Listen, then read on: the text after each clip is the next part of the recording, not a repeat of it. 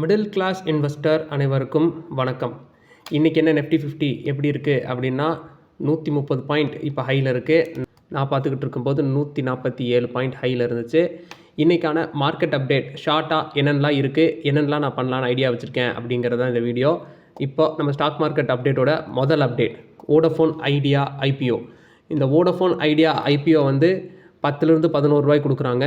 இந்த Vodafone ஐடியாவுடைய subscription பார்த்தீங்க அப்படின்னா 0.49 ருபீஸ், அதாவது 0.5 டைம்ஸ் தான் இது ஐபிஓ வந்து சப்ஸ்கிரைப் ஆகிருக்கு. எப்படின்னா 19 ஏப்ரல் வரைக்கும். இன்றைக்கி தான் இதுக்கான கடைசி நாள் ஐபிஓ அப்ளை பண்ணுறதுக்கு. இந்த ஐபிஓ ப்ரைஸ் பார்த்தீங்க அப்படி 10லேருந்து 11 ரூபா இருக்குது. இப்போ கரண்ட் மார்க்கெட் ப்ரைஸ் வந்து 12 ரூபா 50 பைசா இருக்குது. அதாவது 12 ரூபா 4 பைசா இருக்குது.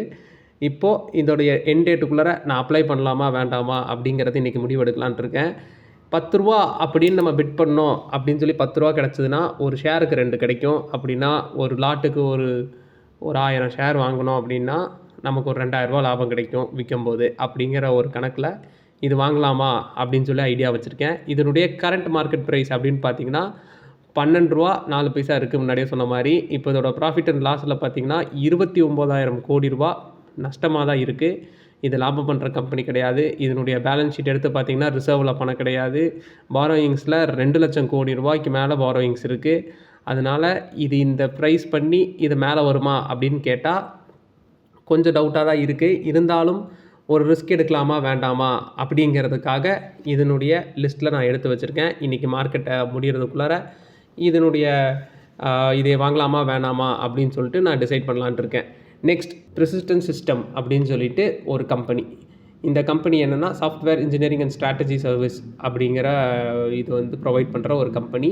இதனுடைய கரண்ட் மார்க்கெட் ப்ரைஸ் அப்படின்னு சொல்லி பார்த்தீங்கன்னா 3573 ரூபாவில் இருக்குது. இதனுடைய நெட் ப்ராஃபிட் அப்படிங்கிற ரிசல்ட் வந்திருக்கு. இந்த நெட் ப்ராஃபிட் வந்து 25% அதிகமாக இருக்கான். சேல்ஸ் வந்து 14% க்ரோ ஆகிருக்கு. இதனுடைய டெப்த்து பார்த்திங்கன்னா லோவாக இருக்குது. ஆல்மோஸ்ட் டெப்த்து ஃப்ரீ கம்பெனியாக தான் இருக்குது. இதில் இருக்கிற ஒரே ஒரு இஷ்யூ என்ன அப்படின்னு சொல்லி பார்த்தீங்கன்னா பிஇ ரேஷியோ தான். பிஇ வந்து ரேஷியோ வந்து 50 டைம்ஸ் இருக்குது. இதனுடைய இண்டஸ்ட்ரி பிஇன்னு பார்த்தீங்கன்னா 29. அதாவது இதிலிருந்து ஒரு 1.25 மடங்கு அதிகமாக தான் இருக்குது. அதனால் நம்மளுடைய மிடில் கிளாஸ் இன்வெஸ்டரில் இருக்கிற இதோடைய பெஸ்ட் ப்ரைஸ் என்ன அப்படின்னு சொல்லி பார்த்தீங்கன்னா 1350 ரூபா அப்படின்னு சொல்லிட்டு நான் நினைக்கிறேன். இந்த 1350 ரூபா அந்த ரேஞ்சுக்கு வந்துச்சுன்னா ஒரு மார்க்கெட் கரெக்ஷன் பெரிய கரெக்ஷன் வருது அப்படின்னா இந்த இது கண்டிப்பாக நான் கன்சிடர் பண்ணலான்ட்டு இருக்கேன். இது ஏன் கன்சிடர் பண்ணலாம் அப்படிங்கிற பாசிட்டிவ் என்னென்னா இதுக்கு வந்து டெப்த்தே கிடையாது. இந்த கம்பெனி வந்து நல்ல ப்ராஃபிட் மேக்கிங் கம்பெனியாக தான் இருக்குது.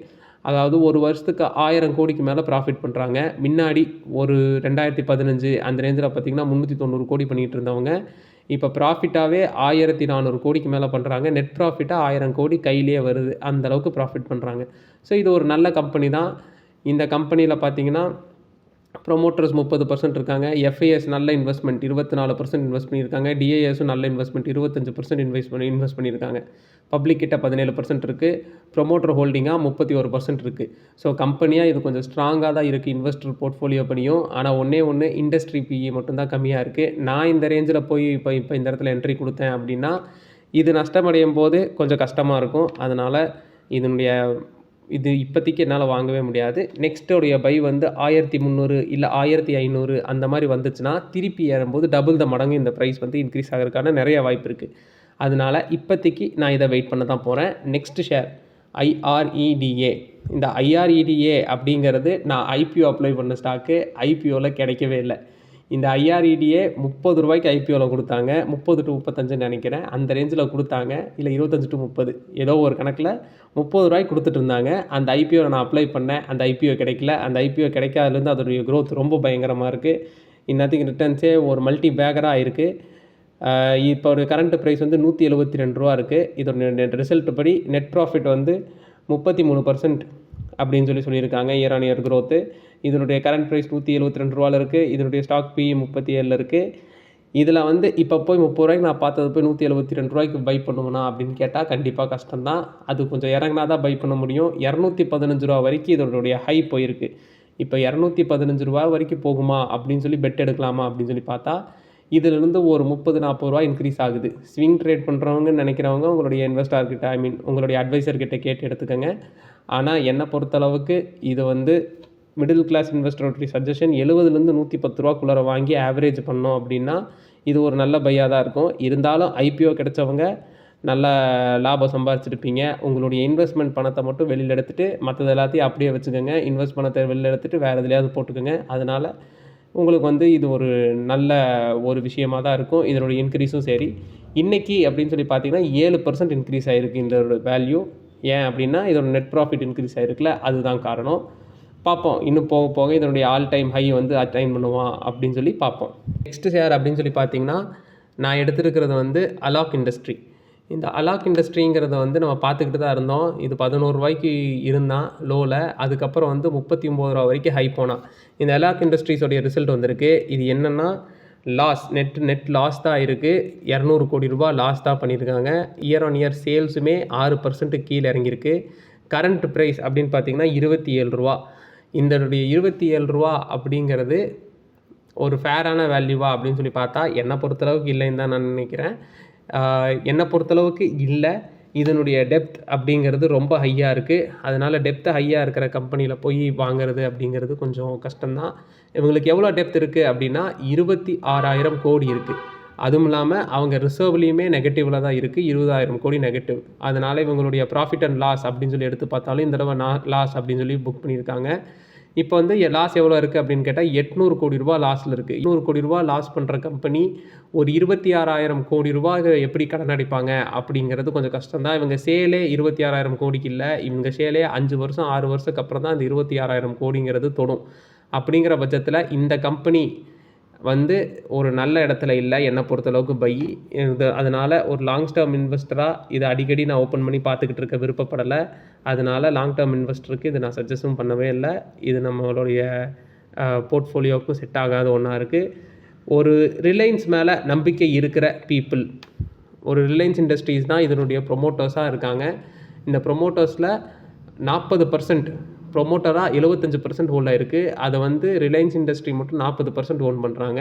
ஒரு ரிலையன்ஸ் இண்டஸ்ட்ரீஸை நம்புகிறவங்க அப்படிங்கிறவங்க இதை வாங்குறதுக்கு நீங்கள் வேணால் உங்களுடைய அட்வைசர்கிட்ட கேட்டு கன்சிடர் பண்ணிக்கோங்க. ஆனால் என்னை பொறுத்தளவுக்கு இதை நான் கண்டிப்பாக இது லாஸ் மேக்கிங்கில் இருக்கிற வரைக்கும் நான் இதை தொட மாட்டேன். என்றைக்கு இது லாபமாக மாறுதோ அப்போ அனலைஸ் பண்ணி இதை நான் தொட்டுக்கலாம் அப்படின்னு சொல்லி இருக்கிறேன்.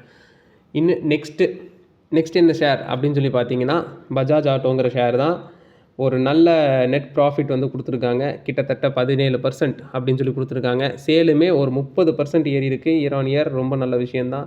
இதனுடைய கரண்ட் ப்ரைஸ் அப்படின்னு பார்த்தீங்கன்னா 8,810 ரூபாவில் இருக்குது. இன்றைக்கி மார்க்கெட்டில் பெரிய ஏற்றம் இல்லை. 0.07% தான் ஏறி இருக்குது. 0.07% அப்படிங்கிறது ரொம்ப ரொம்ப லோ. இதனுடைய கரண்ட் மார்க்கெட் ப்ரைஸிலிருந்து பார்த்தீங்க அப்படின்னா நம்மளால் வாங்க முடியுமா அப்படின்னு கேட்டால் ஒரு மிடில் கிளாஸ் பீப்புளால் ஒரு 8,000 ரூபா கொடுத்து ஒரே ஒரு ஷேர் வாங்குங்க அப்படின்னு சொன்னால் வாங்க முடியாது. இதனுடைய ஹையும் பார்த்திங்கன்னா ஒரு 9,000 வரைக்கும் தான் போயிருக்கு. ஸோ இதனுடைய இந்த பஜாஜ் ஆட்டோ அப்படிங்கிறத பார்க்கும்போது ஒரு பாசிட்டிவ் என்ன இருக்குது அப்படின்னு கேட்டால் இவங்கக்கிட்ட கடன் கிடையாது. அதே மாதிரி இது ஒரு ட்ரஸ்டட் குட் கம்பெனி தான். ஏன்னா நம்ம ரொம்ப நாளாக பஜாஜ் நம்ம பார்த்துக்கிட்டு இருக்கோம். அதனால் இது ஒரு ட்ரஸ்டட் கம்பெனி அப்படிங்கிறது இதோட பாசிட்டிவ். நம்மளுடைய இதில் மிடில் கிளாஸ் இன்வெஸ்டருடைய பெஸ்ட் பை அப்படின்னு சொல்லி பார்த்தீங்கன்னா 4,500 அப்படிங்கிற ரேஞ்சுக்கு வந்துச்சு அப்படின்னா இது ஒரு பெஸ்ட் பையாக இருக்கும். ஏன்னா அப்போனா தான் நம்மளால் ரொம்ப சம்பாதிக்க முடியும். இந்த நேரத்தில் போய் நம்ம போட்டு இதில் நஷ்டமாச்சுன்னா லாங் டேர்முக்கு நம்ம எடுத்துகிட்டு போகிற வரைக்கும் பொறுமை இருக்குமா அப்படின்னு கேட்டால் பொறுமையாக இருக்காது. அதனால் இது ஒரு ரொம்ப நல்ல கம்பெனியாக இருக்குங்கிற பட்சத்தில் இந்த கம்பெனியை பிடிச்சவங்க வாங்கிக்கலாம். அதே மாதிரி இந்த கம்பெனி வெறும் போர்ட்ஃபோலியோ இன்க்ரீஸ் ஆகணும் உடனே டபுள் மடங்கு ஆகுமா அப்படின்னு கேட்டால் கொஞ்சம் கஷ்டம்தான். இந்த ரேஞ்ச் ஏதாவது ஒரு மார்க்கெட்டில் பிரச்சனை இந்த ரேஞ்சுக்கு வந்துச்சு அப்படின்னா நம்மளுடைய இதுக்கு ஒரு பெஸ்ட்டு பையிங் ஸ்டாக்காக இது இருக்கும் அப்படிங்கிறது என்னோடய கருத்து. எனக்கு தெரிஞ்சு இன்றைக்கான ரிசர்ச்சும் இன்றைக்கான வீடியோ உங்களுக்கு பிடிச்சிருக்கும் அப்படின்னு நினைக்கிறேன். மறக்காமல் சப்ஸ்கிரைப் பண்ணிக்கோங்க. Thank you so much.